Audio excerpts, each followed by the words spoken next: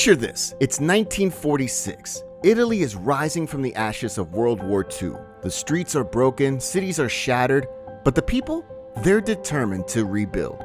Among this chaos, a buzzing sound cuts through. A sleek, wasp-like shape zips past. It's not just any vehicle, it's the birth of Vespa. What began as a simple solution for post-war transportation became a cultural symbol that transcended borders, style, and even time. How did a small scooter revolutionize the world? This is the untold story of Vespa, a story of innovative rebellion and how a little two-wheeled wonder became a timeless icon. The story of Vespa starts in the immediate aftermath of World War II. Italy was desperate for change, with cities in ruins and roads destroyed. The people needed a way to move forward. The country was rebuilding itself, brick by brick, and there was a rising demand for personal transportation.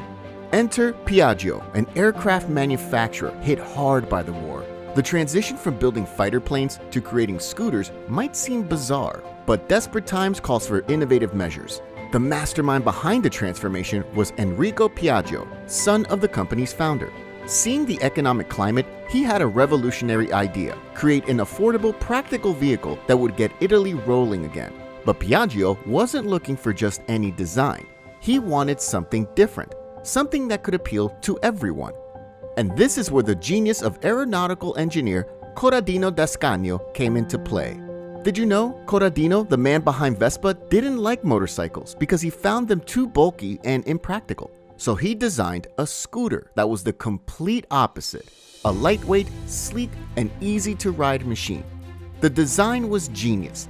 It had a step-through frame, a wide front shield for protection, and an enclosed engine, all of which made it user-friendly, especially for women in skirts or businessmen in suits. No greasy chains or awkward riding positions. Just hop on and go. And what about that name, Vespa, which means wasp in Italian? Legend has it that when Enrico Piaggio first saw the scooter, he exclaimed, "It looks like a wasp." And with that, the Vespa name was born, buzzing its way into history. As I told you, the year was 1946, and Vespa was ready to hit the streets. Unlike the clunky motorcycles of the time, Vespa was sleek, stylish, and most importantly, affordable. The timing couldn't have been better. Italy's economy was in shambles, but people still craved mobility. Vespa filled that gap perfectly, offering a low-cost solution for everyday transportation. And here's something wild. Vespa's early design took inspiration from fighter planes. Within a few years, Vespa was selling thousands of units across Italy. People loved it. It wasn't just a scooter, it was a symbol of rebirth, a way for Italians to take control of their lives again. Vespa wasn't just transportation, it was a symbol of hope, a sign that life was moving forward again.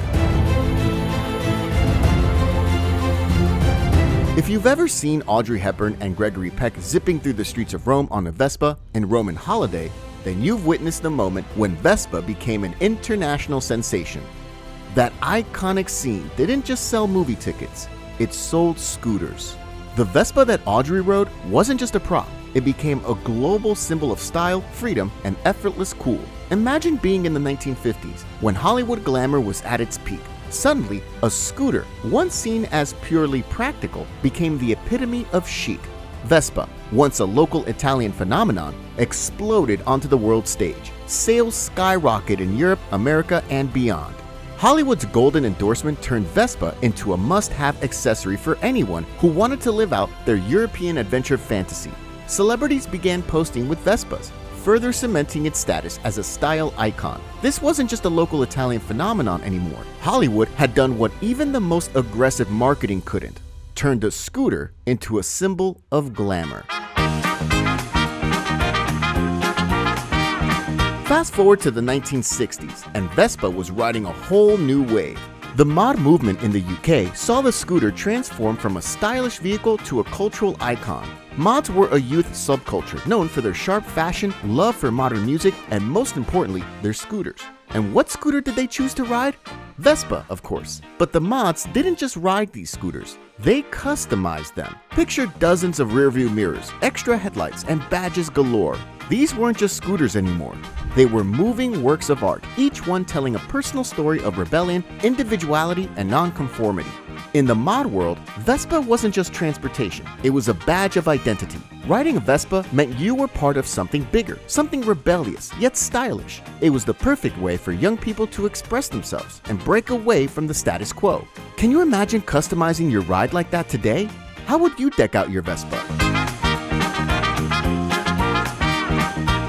By the 1960s and 70s, Vespa had become a global phenomenon. In India, Vespa inspired the creation of local scooter brands like Bajaj, where it became the ride of choice for millions. In France, it was embraced as a stylish solution for city dwellers. And in the United States, Vespa became synonymous with the counterculture movement. Across continents and cultures, Vespa wasn't just a scooter. It was a lifestyle. And that lifestyle wasn't just for the young or rebellious. Vespa had an incredible ability to transcend social classes and generations. From business executives zipping through city streets to carefree teenagers enjoying a weekend ride, Vespa appealed to everyone. It didn't matter who you were or where you were from. If you were on a Vespa, you were part of the movement. It's one thing to sell a product. It's another to become a part of pop culture. And Vespa has done just that. Over the decades, Vespa has been featured in countless movies, TV shows, and advertisements, solidifying its place in the public consciousness. Take Quadrophenia, the 1979 British film that immortalized the mod movement. Vespa wasn't just a prop, it was a statement. But Vespa's pop culture influence isn't limited to the past. Today, it continues to appear in everything from fashion shoots to music videos, a testament to its enduring appeal. As the world moves toward more sustainable transportation, Vespa has kept pace. Today, the brand is pushing into the future with electric models, maintaining its classic design while embracing greener technologies. The Vespa Elettrica, for example, offers the same iconic style but with zero emissions. It's Vespa's way of staying relevant in a world that's increasingly conscious of its environmental impact. But unlike other electric vehicles, Vespa has managed to maintain the magic that made it a combination of style, ease, and accessibility. And here's a little trivia to spice things up. The Vespa's design was so ahead of its time that it became a blueprint for other scooter manufacturers worldwide. Even its step-through frame was a radical departure from traditional motorcycle designs, making it accessible for everyone. And get this, the Vespa's original engine was inspired by Piaggio's aircraft technology. It's no wonder this scooter took off like a jet. From post-war Italy to the bustling streets of today, Vespa has done more than just change transportation. It's changed the world. So whether you're riding one or just admiring from afar, one thing is clear. Vespa isn't slowing down anytime soon. Curious about more iconic stories like Vespa's? Hit subscribe and ride with us through history's most fascinating tales on two wheels.